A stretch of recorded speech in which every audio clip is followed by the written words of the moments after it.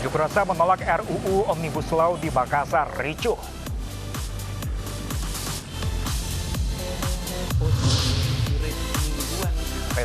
PSBB masa transisi di Jakarta diperpanjang selama 14 hari.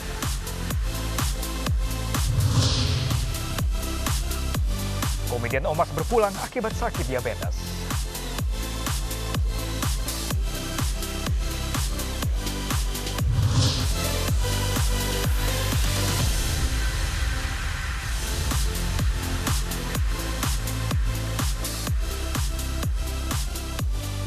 Ya, halo, selamat pagi pemirsa. Kami hadir kembali dalam Ayus Pagi melengkapi informasi untuk Anda. Selain 3 berita utama tadi, pemirsa, kami juga punya berita menarik lainnya seperti 2 terdakwa.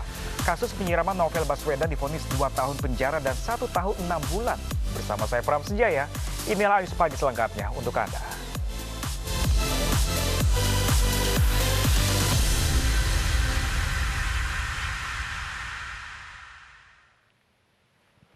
Ya, pemirsa, gagal menerobos jalur bus Transjakarta, sebuah mobil menabrak separator busway di Senen, Jakarta Pusat. Akibatnya, jalur Transjakarta terpaksa dialihkan karena badan mobil melintang di jalur bus. Mobil dalam kondisi ringsek di bagian depan usai kecelakaan tunggal di Jalan Salemba Raya, Senen, Jakarta Pusat pada Kamis sore. Kencangnya hantaman juga membuat ban depan mobil pun pecah. Kecelakaan bermula saat mobil melaju dari arah Pramuka menuju Senen. Saat menuruni flyover Matraman, mobil berencana menerobos jalur busway. Di saat bersamaan muncul bus Transjakarta yang juga melintas di jalur yang sama. Tidak bisa mengontrol kemudi, mobil akhirnya menabrak separator busway.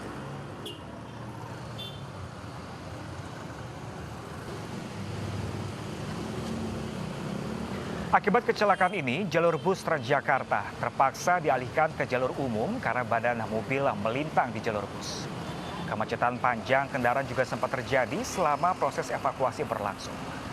Sementara sang pengemudi hanya mengalami syok ringan dan langsung diamankan petugas. Hampir sama-sama ini Pak, mepet. Karena mepet itu, dia nggak dapat kena bannya. Bannya hancur, kalau sampai dia maksain, bis Transjakarta ini bisa nabrak halte dan kebalik. Sementara itu, pemirsa, wanita pengemudi kecelakaan maut yang menewaskan 2 pengendara motor di Jakarta Timur akhirnya ditetapkan sebagai tersangka. Meski sebagai tersangka, namun pelaku diperbolehkan pulang dan hanya wajib lapor. Mbak Jani, Mbak, pulang Mbak, udah selesai diperiksa Mbak. Setelah 17 jam diperiksa di kantor 1 Lantas Polres Jakarta Timur, pengemudi kecelakaan maut yang menewaskan 2 orang pengendara motor akhirnya diperbolehkan pulang. Pelaku diizinkan pulang setelah ditetapkan sebagai tersangka dan dijerat dengan pasal 310 ayat 4 Undang-Undang Lalu Lintas. Pelaku dinilai kooperatif selama pemeriksaan sehingga hanya menjalani wajib lapor.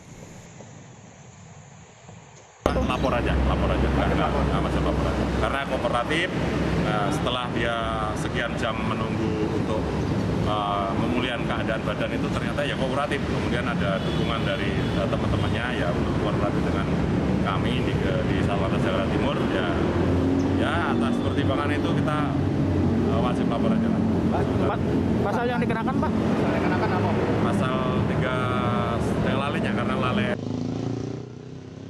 Sebelumnya pada Rabu malam, 2 pemotor tewas dan 1 lainnya kritis akibat ditabrak seorang wanita pengemudi mobil yang baru keluar dari tol di Jatinegara, Jakarta Timur. Menurut penyelidikan, pengendara mengantuk saat mengemudi sehingga tidak mampu mengendalikan kecepatan laju kendaraannya dan memicu tabrakan maut. Pengemudi mobil sempat kabur karena diduga panik, namun akhirnya diamankan di kantor RW dekat lokasi untuk menghindari amuk massa. Sementara 2 korban tewas dibawa ke rumah sakit Polri dan 1 korban kritis langsung dirujuk ke rumah sakit Premier Jatinegara. Dari Jakarta, Rio Manik, iNews melaporkan. Ya, pemirsa, video rekaman CCTV yang menunjukkan 3 orang diduga komplotan pencopet sedang beraksi di dalam swalayan di pusat perbelanjaan di kawasan Kelapa Gading, Jakarta Utara beredar viral di media sosial. Pelaku terdiri dari 2 orang wanita dibantu oleh 1 orang pria. Dalam video rekaman kamera pengawas CCTV ini terlihat aksi pencopetan yang dilakukan 2 orang wanita dan 1 orang pria. Awalnya, seorang wanita terduga pelaku sedang berbelanja di salah satu pasar swalayan. Kemudian datang seorang pria, terduga pelaku lainnya yang disusul oleh seorang terduga pelaku lain yang juga seorang wanita. Dua terduga pelaku wanita mulai mendekati korbannya, sementara rekan mereka mengawasi keadaan. Usai beraksi, korban bahkan tidak mengetahui bahwa ia baru kehilangan barang-barangnya. Dari rekaman CCTV lainnya, nampak ketiga pelaku tergesa-gesa keluar dari pasar swalayan. Polisi kini tengah mengusut kasus ini dengan meminta korban membuat laporan. Pihaknya juga telah mengenal wajah pelaku dan tengah dalam pengejaran. Melakukan penyelidikan bahwa kejadian tersebut terjadi sekitar tanggal 5 Mei, 7 Mei tahun 2020 di salah satu pusat perbelanjaan di wilayah Kelapa Gading. Sementara tim sedang bergerak, pelaku sudah kita identifikasi dan doakan dalam waktu dekat kita akan melakukan penangkapan terhadap komplotan yang diduga ada di dalam video tersebut. Sementara kita identifikasi ada 4 orang pelaku. Korbannya sementara kita sudah cari, kemudian sudah membuat laporan polisi. Kerugiannya apa aja katanya? Kerugiannya 1 buah handphone. Ya, pemirsa, 2 siswi sekolah dasar di Cijantung, Pasar Rebo, Jakarta Timur menjadi korban jambret pada Rabu malam. Akibatnya 2 telepon genggam milik korban digasak pelaku.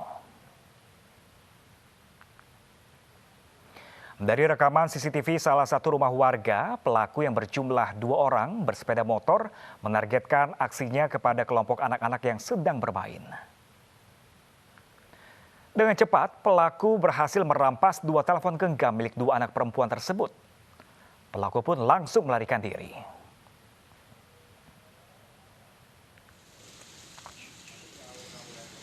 Aksi kedua pelaku pun terbilang nekat karena mereka beraksi di lingkungan perumahan pada pukul 8 malam. Atas kejadian ini, warga diimbau semakin meningkatkan pengawasan terhadap anak mereka. Sementara orang tua korban telah melaporkan kejadian ini ke polisi. Depan rumah, terus tiba-tiba datang motor. Ya, saya nggak tahu lagi, orang tahu-tahu udah teriak anak-anak maling gitu. Itu aja sih sebenarnya. 3 orang sih temennya, cuma yang bawa HP 2, ya kena dua-duanya, anak saya sama anak. Ya, pemirsa, Majelis Hakim Pengadilan Negeri Jakarta Utara menjatuhkan putusan terhadap 2 terdakwa penyerang penyidik KPK Roni Bugis dan Rahmat Kadir. Rahmat Kadir divonis 2 tahun penjara, sementara rekannya Roni Bugis divonis 1 tahun 6 bulan. Sidang di Pengadilan Negeri Jakarta Utara dipimpin Hakim Ketua Juyamto serta 2 hakim anggota Taufan Mandela dan Agus Darwanta. Majelis Hakim sepakat terdakwa Rahmat Dakir dan Roni Bugis terbukti secara sah dan meyakinkan melakukan tindak pidana bersama-sama menganiaya penyidik KPK Novel Baswedan. Putusan yang dijatuhkan Majelis Hakim lebih tinggi dari tuntutan jaksa penuntut umum yang menuntut kedua terdakwa 1 tahun penjara. Atas putusan tersebut, kedua terdakwa menyatakan menerimanya, sementara jaksa menyatakan masih pikir-pikir. Menyatakan terdakwa Roni Bugis telah terbukti secara sah dan menaikkan melakukan tindak pidana bersama-sama melakukan penganiayaan dengan rencana lebih dahulu yang mengakibatkan luka berat. 2. Menjatuhkan pidana oleh karena itu kepada terdakwa tersebut dengan pidana penjara selama 1 tahun dan 6 bulan. Memerintahkan lamanya terdakwa dalam masa penahanan dikurangkan seluruhnya dari lamanya pidana dijatuhkan. Memerintahkan agar terdakwa tetap ditahan, menyatakan barang bukti berupa 1 muk kaleng motif loreng hijau berisi cairan, 1 buah botol aqua berisi cairan, 1 potongan kulit pohon nangka terdapat bercak cairan dirampas untuk dimusnahkan, 1 buah kopiah warna putih, 1 pieces baju gamis lengan panjang warna coklat, 1 pasang sandal merek khas Papis warna hijau dikembalikan kepada saksi Novel Salim Baswedan. Demikian ya. Jadi Majelis Hakim telah mengambil putusan. Pertama terhadap terdakwa Rahmat Kadir Maulidi. Pada intinya terdakwa dinyatakan bersalah sebagaimana dakwaan subsidiar dipidana 2 tahun penjara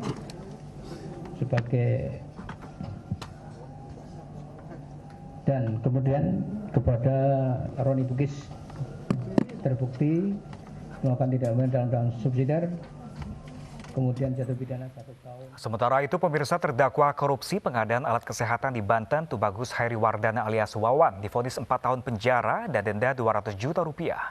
Wawan terbukti melakukan korupsi pengadaan alat kesehatan di rumah sakit rujukan Banten.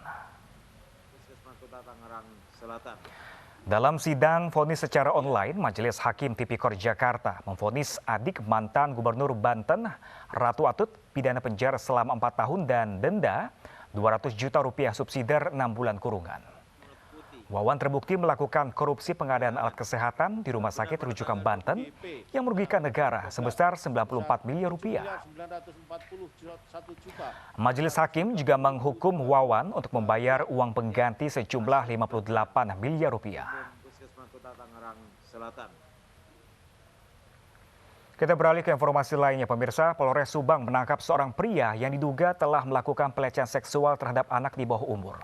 Untuk melancarkan aksinya, pelaku mengiming-imingi korban dengan memberi uang sebesar Rp50.000.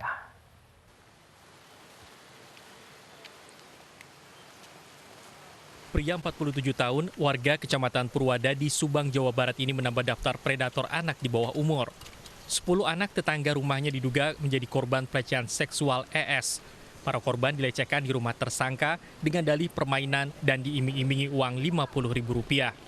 Saat ini baru 2 orang yang melapor ke pihak berwajib. Jadi tersangka ini status duda yang sudah berpisah sama anak istrinya, anaknya mengikuti istrinya, jadi hidup sendirian. Atas perbuatannya, pelaku diancam hukuman penjara paling lama 15 tahun. Dari Subang, Jawa Barat, Yudi Heriawan Juanda, iNews melaporkan.